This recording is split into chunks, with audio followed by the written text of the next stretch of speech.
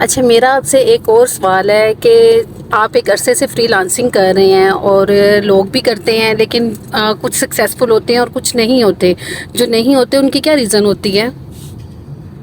मैं ना पिछले तकरीबन 2.5-3 साल से लोगों को ट्रेनिंग्स भी दे रहा हूँ और 3,000 प्लस लोगों को मैंने ट्रेनिंग दी है, और जिसमें से तकरीबन जो मेरे नॉलेज में है 100 बंदा है, 100 से कुछ ऊपर नीचे हैं जो कि फ्रीलांसिंग कर रहे हैं।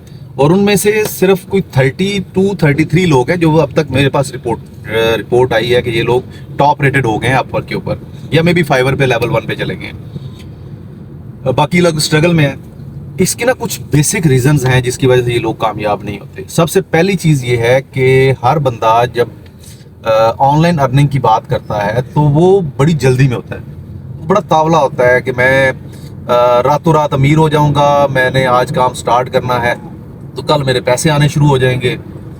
तो ये जो तावलापन है ना, ये सबसे पहले मार देता है। अच्छा, कुछ ऐसे लोग भी होते हैं जिनको काम मिलना शुरू हो जाता है, उसके बाद भी वो नहीं टिकते क्योंकि वो जॉब छोड़ देते हैं इस चक्कर में। अब मेरी अर्निंग स्टार्ट हो गई है तो मैं अब फुल टाइम फ्रीलांसिंग में आ गया हूँ। हालांकि उनको करना ये चाहिए कि जब तक, लोग कहते हैं कश्तियां जला के इसमें घुसो, मैं कहता हूँ नहीं, आप अपना किचन बंद नहीं करो।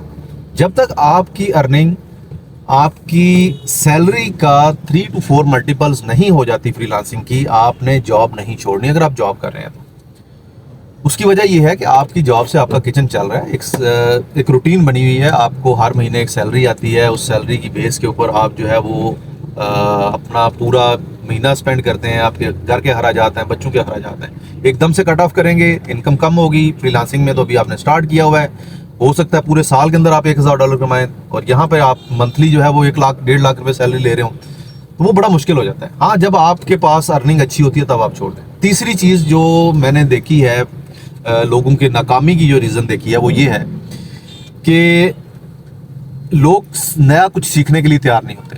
लोग ये कहते हैं कि मैं एक एग्जांपल देता हूँ, मेरे पास आया, पावर बीआई सीखा और पावर बीआई के बाद वो आगे कुछ सीखने के लिए रेडी नहीं होगा। जब आप नया सीखने के लिए तैयार नहीं होते तो आप फ्रीलांसर नहीं बन सकते।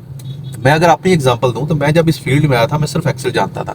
आज मैं पावर बीआई भी जानता हूँ, सीक्वल भी जानता हूँ, पाइथन भी जानता हूँ, मशीन लर्निंग के मॉडल्स के ऊपर भी काम कर रहा हूँ। इसके अलावा स्नोफ्लेक है, बिग क्वेरी है, क्लाउड कंप्यूटिंग है। तो ये सारी चीज़ें मैंने इस फील्ड में आके 2.5-3 साल के अंदर सीखी हैं। अगर आप चेंज एक्सेप्ट नहीं करते तो आप फ्रीलांसर नहीं बन सकते।